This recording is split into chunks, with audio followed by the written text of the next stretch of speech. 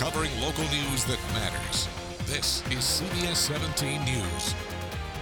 The CBS 17 Storm Team told us the rain was coming, and as usual, they were right. Here's a live look tonight from the CBS 17 Chevy Weather Beast, where the sun finally came out. Let's check in with Wes Hohenstein. And Wes, is this what it's going to be for the rest of the week? It is going to get chilly now that the front is getting ready to move through. Good evening. Thanks for watching us here on CBS 17. So yeah, it was rainy all morning, most of the early afternoon, but as we talked about yesterday, that rain moving out this evening. There are still some clouds left over, and the cold front itself still hasn't moved through. So temperatures that are in the 60s now, that's warm compared to where we're going to be by tomorrow morning. There is the front. It'll move through overnight. Canadian high pressure will build in the rest of this week, and usually anything from Canada is colder than us, and that's where we're headed. Some chilly temperatures by tomorrow morning. For tonight, we'll keep it in the low 60s for the next few hours. The front moves through, and our temperatures drop through the 50s tonight. You need to be ready for 40s tomorrow morning. I'll talk about what our coolest morning will be. It'll be around for a while, all in just a few minutes. New tonight, CBS 17 has confirmed the state has issued 3 citations in connection with the deadly downtown Durham explosion. The Labor Department cited Optic Cable Technology, Inc., the subcontractor performing the drills, for 2 serious violations with a total penalty of $14,000. Also cited Dominion Energy North Carolina for 1 alleged serious violation with a total penalty of $5,000, and PS Splicing, another subcontractor at the site, with a total penalty of $2,100. The company cited have 15 working days from receipt of the citation to question an informal conference with the Labor Department. You can find more on the fines and those citations on CBS17.com. And another breaking story just into the CBS 17 newsroom. A crash involving a vehicle and a person is backing up traffic in both directions on Highway 55. That's in Holly Springs. Investigators are calling this a deadly crash. Our crew is just arriving to the scene. We will expect to hear from them in the next few moments.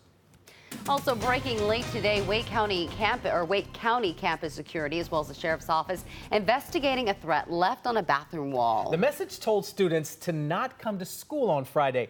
CBS 17's Amy Cutler is at the school with the message for students as well as parents. The principal sending an email to parents earlier in the day telling them about what had happened. The principal writing that a threat had been found in the girls' bathroom, and it urged students not to come to school next Friday. Now, the Wake County Schools says that the security department and law enforcement are investigating. They write, while it appears to be a hoax threat, we are continuing to investigate to determine the parties responsible for making it.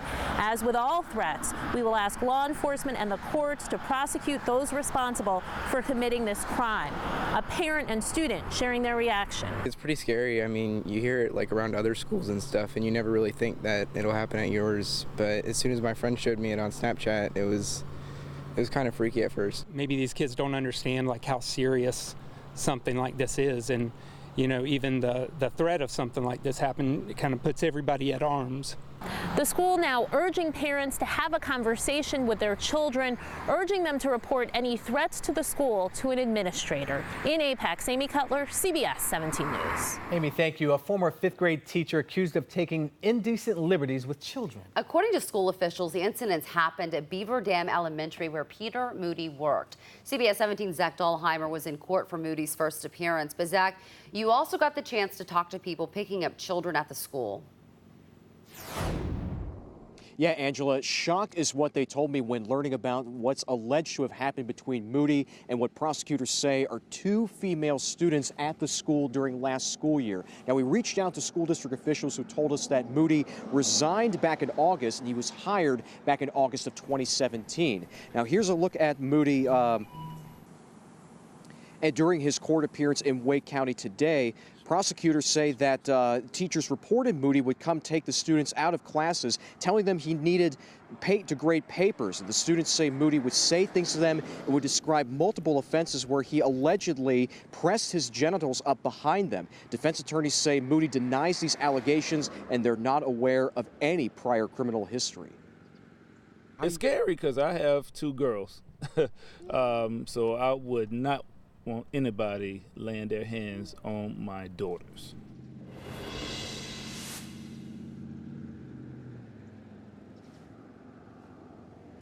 Now, in a letter to parents, the school's principal wrote the district learned of inappropriate conduct in August and immediately contacted police and the district's security. Moody's bond has been set at $150,000. His next court date is set for November. Live in Raleigh, Zach Dahlheimer, CBS 17 News. New tonight, Fayetteville police just released video of a stolen van. At the time, there was a 5-month-old baby still inside that vehicle. You can see the van going down the street. Police say the child's father left the baby inside the van while he ran inside an auto parts store. The van and child were quickly found. That's the good news, but police are still looking for the person who took that van. And it didn't take long. On Friday, we told you the district attorney dismissed statutory rape charges against former band director William Pendergrass. Those charges had to be dismissed because of the way the law was written back in 1986 when the incidents took place. Today, the Wake County DA added new charges of indecent liberties with a child, and according to the paperwork, the victim is the same one from 1986. Pendergrass quit his job at the Raleigh Middle School in Orange County after his arrest. Ravenscroft in Raleigh tells CBS 17 the school fired Pendergrass in April after a complaint. Orange County schools and Ravenscroft don't believe any of their students are involved, but say anyone with any information on Pendergrass should come forward now. Students at UNC are talking about sexual assault on campus, and here are the numbers. Let's break it down. 11% of rape victims say they were either forced, coerced, or did not give consent. Less than 25% of victims say they didn't know their attacker. 21% say the attacks happened at a frat house, with 23% taking place inside a university residence hall. CBS 17's Michael Hyland is digging deeper to find out what the university is doing to protect students. A disturbing situation on UNC's campus that school leaders are calling alarming. The university released the results of a survey of nearly 6,000 students. Among the findings, 35% of undergraduate women at UNC reported being assaulted through unwanted sexual touching or penetration. The number climbs to nearly half for women in their senior year. Is it necessarily surprising? No. I talked to Gentry Hodnett at the Orange County Rape Crisis Center. And we've seen a huge uptick in clients in the last couple of years. We've more than doubled our client numbers. University administrator sent out this memo to the community, pointing out in the last few years they've formed a task force to revise policies and hired more people to support students. While this survey showed an increase in the prevalence of these incidents compared to 4 years ago, Hodnett doubts it's actually more common. Instead, she says more survivors feel like they can report this. It really has just been people feeling like they can talk to somebody now and that they deserve to be able to reach out to someone that will hear them. She says the Me Too movement has played a key role in that as well. UNC administrators declined our request for an interview. Last year, the U.S. Department of Education found UNC mishandled sexual assault claims following a 5-year investigation. School leaders say they want to work with students, faculty, and staff to develop better prevention strategies. The student government will hold a town hall next week when students come back from fall break. In Chapel Hill, Michael Hyland, CBS 17 News. For the first time today, the family of 9-year-old Zion Person was face-to-face with the man accused of killing their child. CBS 17's Bridget Chapman joins us now. Bridget, I imagine it was pretty emotional in the courtroom. Oh, definitely emotional. That suspect, Nathaniel Davenport Jr., has a violent criminal record. And in fact, a prosecutor said today he's the most dangerous type of person in Durham. They also said in court he's a known gang member. His record shows ongoing charges of domestic violence, child abuse, drugs, and more. He's also been convicted of burglary in the past. I found out he's a local rapper. Zion's family members said they're still trying to understand why this happened. Right now, there's no clear-cut answer as to if Zion or his family were targets or if this was just a random act. The case is causing city council members to push for change. Councilmember Mark Anthony Middleton wants to bring in ShotSpotter technology, more officers, discuss a task force for violence, and take on more initiatives. That there are other shootings going on, there are other victims, and if we don't do some concrete things, it won't be long before we'll be talking about another young person. Zion would have turned 10 years old this weekend. Back to you guys. Thanks so much. Now, we are one day away from the North Carolina State Fair, but before the gates open, there's some final touches. And that includes making sure your family isn't going to get ripped off. CBS 17's Colleen Quigley live at the State Fairgrounds getting answers for us. Colleen. That's right, Angela Murray. It's a little quiet today. We're still setting up here at this state fair, but a lot of people love to come here for the games in hopes of maybe winning a cuddly stuffed animal to bring home like this one.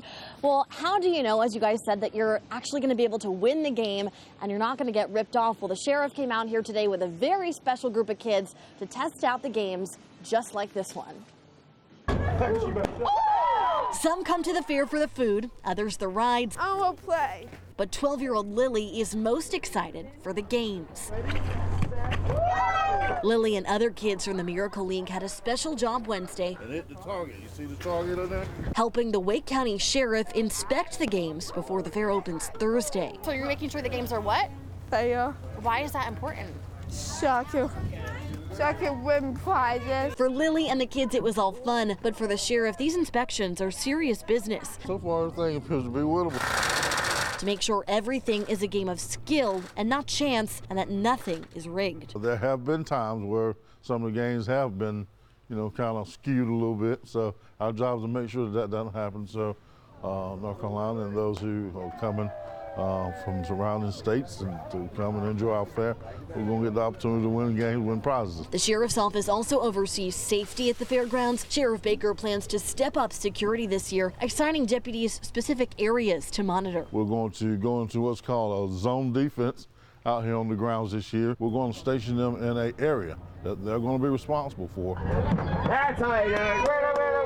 During our walk through the fairgrounds, the sheriff and Lily gave the vendors the go-ahead to play on come Thursday.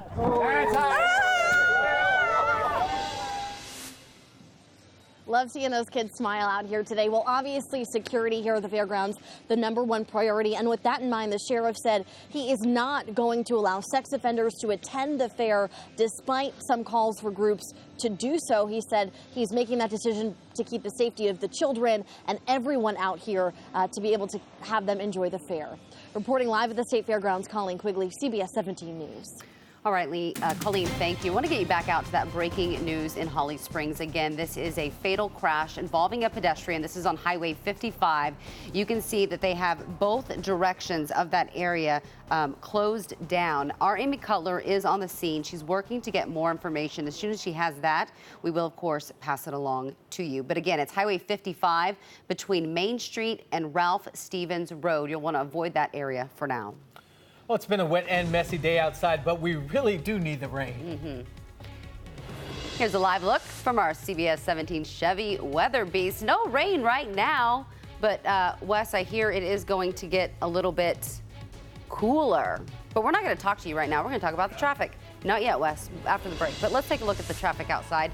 Hey, this is Wade Avenue and Edward Mills Road. It's not bad out there on this Wednesday night. You're watching CBS 17 News, where local news matters.